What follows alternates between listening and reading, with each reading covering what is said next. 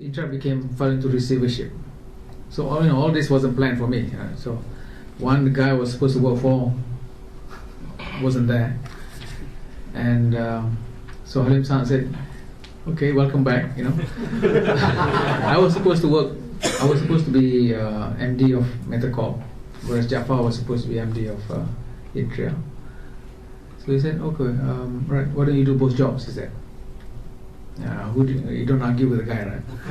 I said, "Okay, but you only get one salary." I said, "Okay."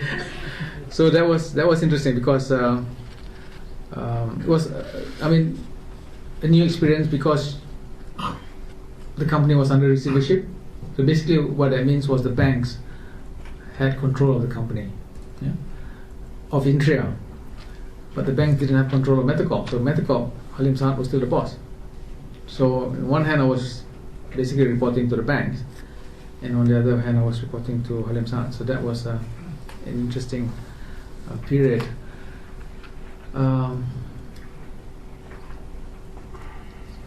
So basically, we had to try and resolve the problems at Intria, and it wasn't easy to resolve because they had purchased a company called Costain, and really Costain was still having difficulties. And when I look at what happened then, until today I still cannot understand why they bought Costain. It was very odd.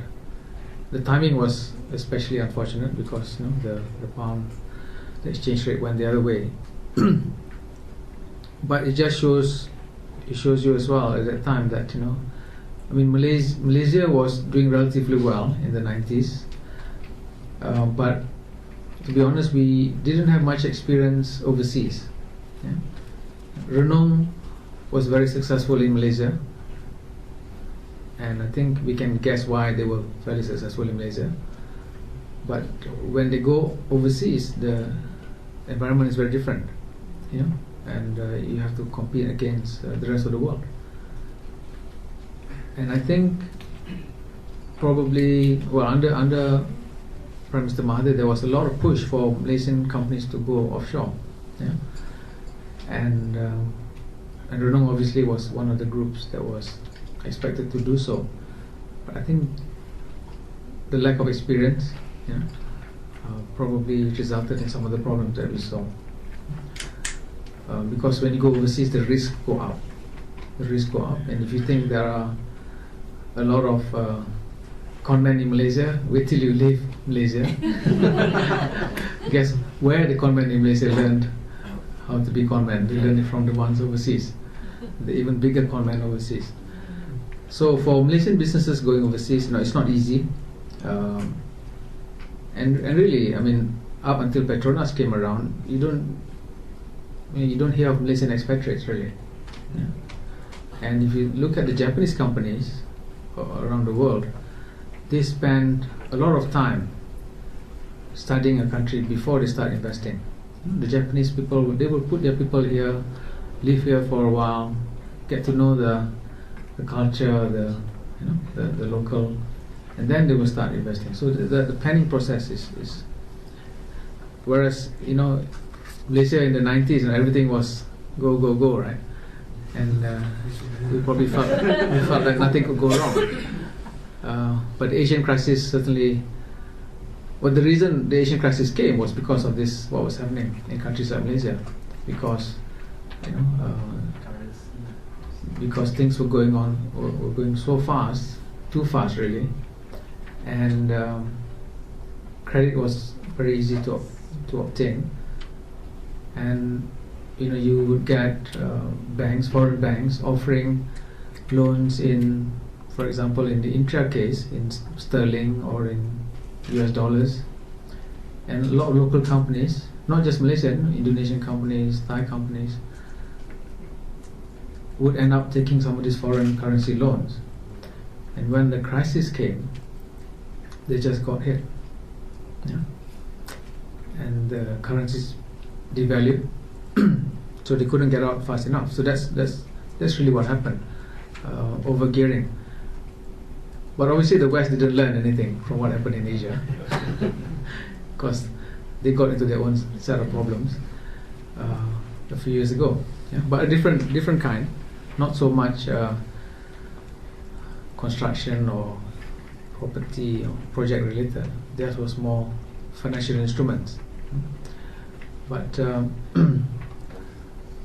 so anyway, so I was in Intra in MICPA for a while. As you can imagine, not too happy because I was working under this extremely stressful boss again, and in Intra because I was with the receiver, which wasn't too bad, but not the ideal environment. And then one day Nazir called me and said, "Look, would you like to come and join the CIMB group?" So I said. Now I had always been fascinated or curious about the capital market, stock market, and because if all through my career, well, although Renong at that time held a stake in Bank of Commerce, I wasn't that involved in the bank. I was more involved in the engineering and the development side. But I always had a certain amount of curiosity about what happened in the capital markets. So my time at CIMB gave me a bit of exposure to the capital market, but it was quite a brief one. So when Nazir said, asked me whether I wanted to join the group, I said, yeah, why not? And so I ended up heading the securities company, CIMB Securities. Now, that was in the year 2000. So I was there for about 4 years, and in early 2004 I joined the stock exchange. Yeah. So you can tell that I planned my career very well.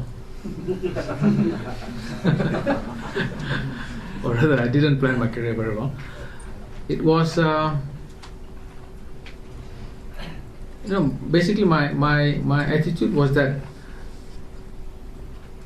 I was willing to try new things. I was willing to learn new things, and I didn't have a mindset about I don't want to do certain sectors or certain industries, and that's mainly because I felt that from early on that what I wanted to do was to be involved in general management. And if you're involved in general management, the industry that you're in is probably less relevant. It's important, but you don't need to be technically a technical expert, for example, in the industry. It's helpful, but you don't have to be, because I think in general management it's more about trying to organize activities, organizing groups of people. So it's more working with people rather than trying to do the technical parts. In the early part of my career, I was doing more finance type work because of my training. But as I progressed, I did very little accounting work, finance work. Having that knowledge and background was very useful, though, especially if you want to work in the corporate world. I think everyone needs to have a good understanding of finance. I mean, the ideal situation is you're an engineer or a lawyer, but you have a good understanding of finance. Then you can be quite balanced. Because it's very difficult to progress in the corporate world if you don't understand finance. You can, but I think you're going to be handicapped, because everything, a lot of things revolve around finance. Whether you're talking about profit and loss account, the balance sheet, or financing from banks,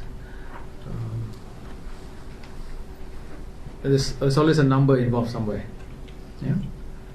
So it helps to have an understanding. You don't have to be an expert, but you must be able to read accounts. If you are a CEO and you can't read accounts, then I think you're going to be severely handicapped. Because